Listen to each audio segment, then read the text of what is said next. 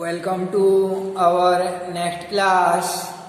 तो पूरी क्लास में देख लीजिए हम हिमांक व हिमांक में अवनमन के आधार पर विलय के अनुभार हेतु व्यंजक व हिमांक का यानी हिमांक में अवनमन का दैनिक जीवन में उपयोगिता।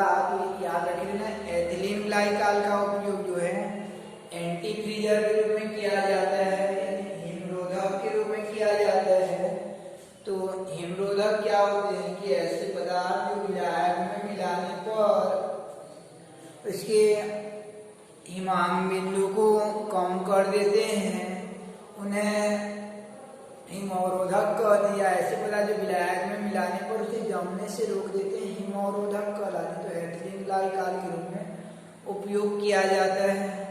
तो इसी कड़ी में आज नेक्स्ट जो है अणुसंख्यक गुणधर्म पढ़ेंगे कि अगला अणुसंख्यक गुणधर्म जो है आपका रहता है नेक्स्ट अणुसंख्यक गुणधर्म। अगला अणुसंख्यक गुणधर्म हो जाएगा कि परासरण दाब किसे कहते हैं, यानी परासरण दाब अगला टाइप का अणुसंख्यक गुणधर्म हो जाएगा। तो परासरण दाब को पढ़ने के पूर्व हम परासरण क्या है उसके बारे में पढ़ेंगे, यानी परासरण किसे कहा जाता है उसके बारे में पढ़ेंगे।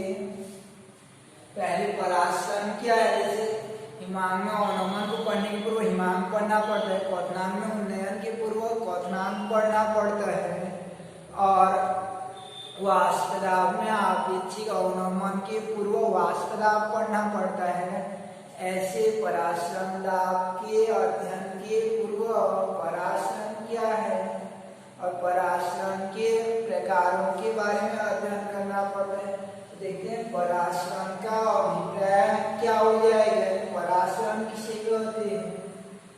तो एक विलयन ले जाएंगे और उस विलयन को एक विशेष प्रकार के पात्र के अंदर रखते हैं, यानी एक विशेष प्रकार का ये पात्र बना रहता है। इसके अंदर जो है विलयन ले जाते हैं, जैसे नमक और जल से बना विलयन को ले जाते हैं और इसे एक विशेष प्रकार का पात्र से रख देते हैं। तत्पश्चात इसे बाहर में एक विलायक में डुबा देते हैं, यानी विलायक में डुबा देते हैं। तो विलायक में डुबा दिया जाता है। तो विलायक से जल लेंगे तो एक विशेष प्रकार का पात्र के अंदर विलयन को लेकर, अंदर में विलयन है और बाहर में विलायक रहता है। तो एक विशेष प्रकार के पात्र के अंदर विलयन को लेकर उसी के विलायक में डुबा देते हैं। तो कुछ क्षण पश्चात क्या घटना घटित होती है, यानी कुछ क्षण पश्चात जो है आफ्टर सम टाइम कि ये अंदर में जो विलयन लिए रहते हैं, यानी अंदर में जो विलयन लिए रहते हैं उसका तल में जो है धीरे धीरे वृद्धि होता रहता है, यानी ऊपर की ओर यह बढ़ता जाता है। अंदर में जो लिक्विड भरा रहता है, यानी सॉल्यूशन भरा रहता है, वो ऊपर की ओर जाने लगता है।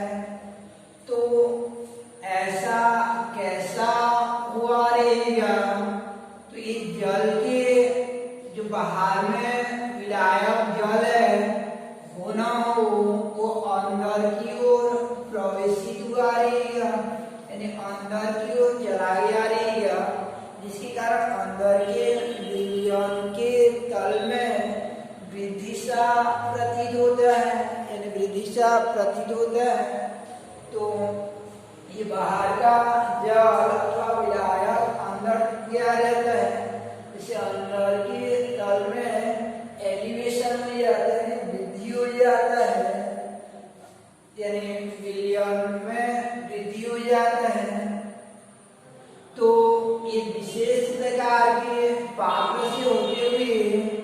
जल अर्थात विलायक के अणु जो है विलयन की ओर जाने लगते हैं तो याद रखिए ना, यह विशेष प्रकार का जो पात्र है, अब से उसको हम लोग विशेष प्रकार का पात्र नहीं अपितु इसका नाम दे देते हैं। तो याद रखिए ना, उस विशेष प्रकार के पात्र को कहा जाता है अर्धपारगम्य झिल्ली कहते हैं, अर्धपारगम्य झिल्ली कहा जाता है, अर्धपारगम्य झिल्ली कहते हैं, जो कि जांतों झिल्ली से बना रहता है, जंतुओं की चमड़ा से बना रहेगा, जो छाला रहता है, या पेड़ पौधों से बना रहता है, या छोटा रूप में लेंगे तो अंगूर का जो सतह रहता है वह एक अर्धपारगम्य झिल्ली के रूप में व्यवहार करता है।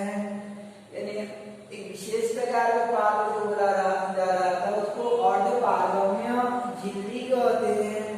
तो उसे अर्धपारगम्य झिल्ली जो कहा जाता है, याद रखिएगा ना, उसमें विलायक के अणु जा सकते हैं लेकिन विलयन वाला रिटर्न नहीं आ सकता है, यानी वहां से विलयन पुनः वापस नहीं आ सकता है। विलायक के अणु ही केवल अंदर की ओर जा सकते हैं, या अंदर में जो विलयन है वो बाहर की ओर आना जो संभव नहीं रहता है। तो इस प्रकार से अगर किसी विलयन को, यानी किसी विलयन को उसके विलायक से अर्धपारगम्य झिल्ली द्वारा पृथक रखने पर, किसी विलयन को उसके विलायक से अर्धपारगम्य झिल्ली द्वारा पृथक रखने पर विलायक के अणुओं का विलयन की ओर स्वतः अभिगमन, यानी विलायक के अणुओं का विलयन की ओर स्वतः अभिगमन पराश्रम कहलाता है, यानी पराश्रम कहलाता है। विलायक के अणुओं का विलयन की ओर अर्धपारगम्य झिल्ली द्वारा प्रवेशित होना पराश्रम कहलाता है।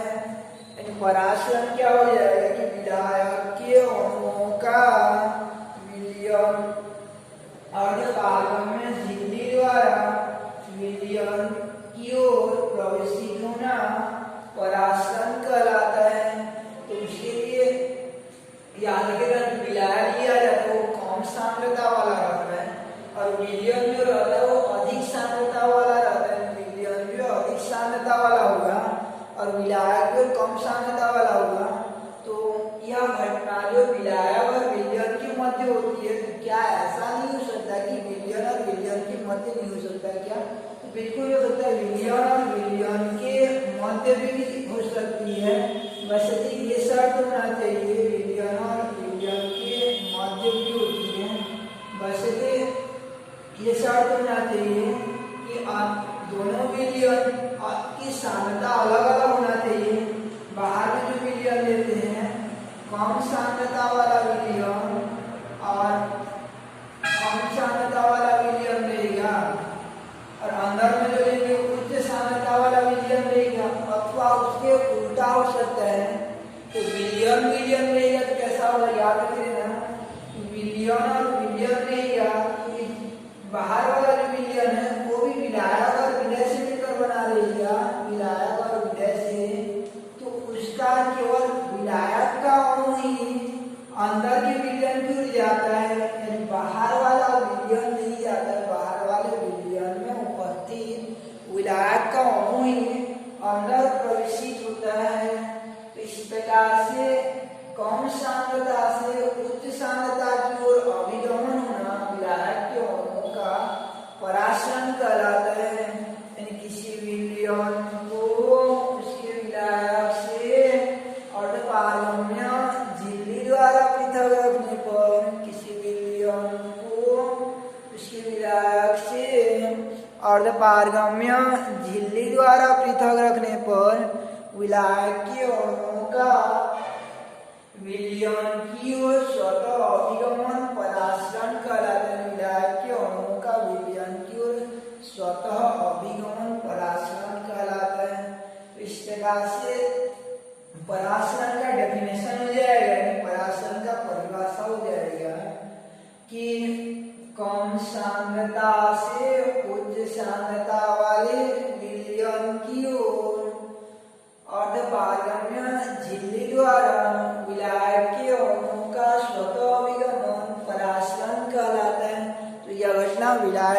विलयन के मध्य भी होती है और विलयन विलयन के मध्य भी होता है। इसके डेफिनेशन देते समय हम लोग विलय विलायक शब्द न बोलकर कम सांद्रता और उच्च सांद्रता शब्द का उपयोग करेंगे। कम सांद्रता और उच्च सांद्रता शब्द का उपयोग करेंगे। कम सांद्रता और उच्च सांद्रता शब्द का उपयोग करेंगे। तो कम सांद्रता और उच्च सांद्रता शब्द का उपयोग करेंगे। तो इस दौरान परासरण क्या है? एक ऐसा घटना है जिसमें पहला क्वेश्चन है हमारा माइंड में, परासरण क्या है? तो याद रखना एक प्रकार की घटना है। कैसा घटना है? विलायक की ओर अभिगमन करते हैं। कैसे अभिगमन करते हैं? स्वतः ही अभिगमन करते हैं अपने आप। तो किनके माध्यम से? अर्धपारगम्य झिल्ली के माध्यम से। कहाँ से किस ओर? यानी निम्न सांद्रता से कम सांद्रता से उच्च सांद्रता की ओर अभिगमन जो है परासरण कहलाता है।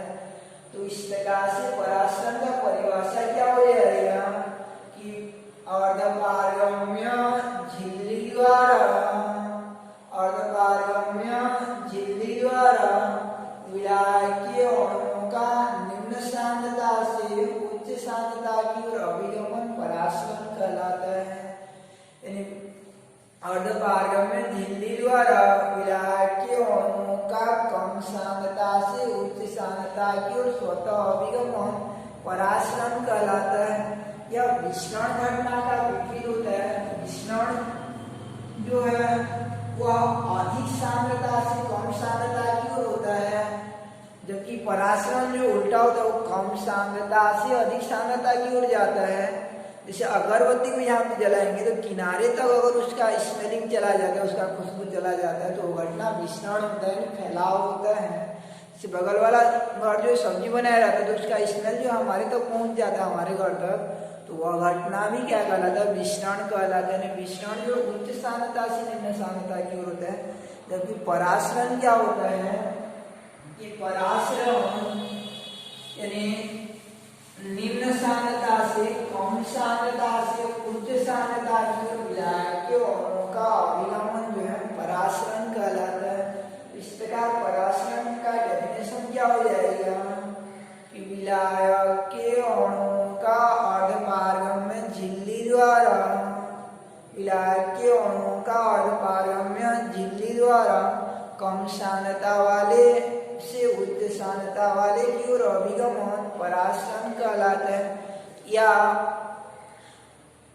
अर्धपारगम्य झिल्ली द्वारा विलायक के अणुओं का कम सांद्रता से उच्च सांद्रता की ओर अभिगमन परासरण कहलाता है। इस प्रकार से परासरण का डेफिनेशन हो जाएगा आपका कि परासरण का डेफिनेशन यानी परासरण का परिभाषा जो है विलायक के अणुओं का निम्न सांद्रता से उच्च सांद्रता की ओर अर्धपारगम्य झिल्ली द्वारा स्वतः अभिगमन परासरण कहलाता है। विलायक के अणुओं का निम्न सांद्रता से उच्च सांद्रता की ओर अर्धपारगम्य झिल्ली द्वारा स्वतः अभिगमन परासरण कहलाता है। अब देखते हैं हम लोग परासरण के प्रकार। तो परासरण दो प्रकार का रहता है। उससे पहले परासरण का एग्जाम्पल देख लेते हैं। जैसे अंगूर को यानी किशमिश को, सूखा अंगूर किशमिश को अगर उसको हम लोग डाल दे रहेंगे, किशमिश को अगर जल में डाल देते हैं तो किशमिश जो है किशमिश को जल में डाल देते हैं तो वो फूल जाता है, तो वह घटना जो है परासरण कहलाता है। तो यह घटना परासरण हो जाता है। और परासरण के प्रकार देखते हैं। परासरण दो प्रकार का रहता है, अंतःपरासरण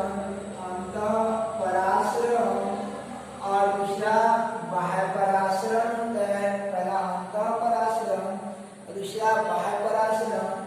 तो अंतःपरासरण में क्या होगा आपका? अंतःपरासरण का अभिप्राय हो जाएगा कि अंतःपरासरण में ये विलायक के अणु जो है अर्धपारगम्य झिल्ली द्वारा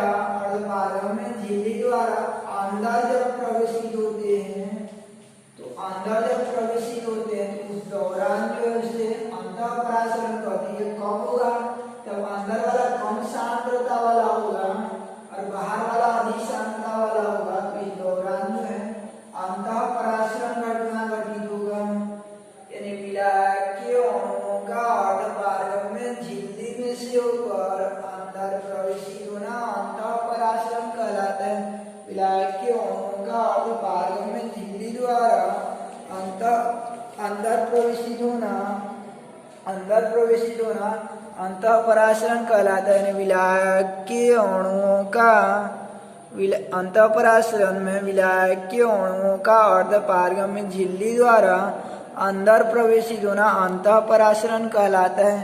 जैसे ब्लड सेल को यानी रक्त कोशिका को जो है हम लोग जल में डाल देते हैं, तो रक्त कोशिका को जल में डाल देते, जैसे किशमिश को हम लोग यानी अंतःपराशरण का एग्जाम्पल होगा, किशमिश सूखा अंगूर को अगर जल में डाल देते हैं, सूखा अंगूर किशमिश को अगर जल में डाल देते हैं तो वह फूल जाता है, तो वह घटना अंतःपराशरण कहलाता है।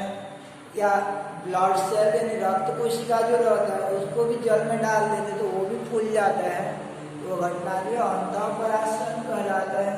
जबकि बाह्यपराशरण क्या होगा, अगर उल्टा कर देंगे, बाहर में कम सांद्रता कर देंगे और अंदर में अधिक सांद्र कर देंगे, तो ये विलायक के अणु जो है बाहर की ओर आने लगेंगे, तो ऐसा घटना को बाह्यपराशरण कहते हैं। यह घटना बाह्यपराशरण कहलाता है। विलायक के अणु का अर्धपारगम्य झिल्ली में से होकर बाहर निकलना बाह्यपराशरण कहलाता है।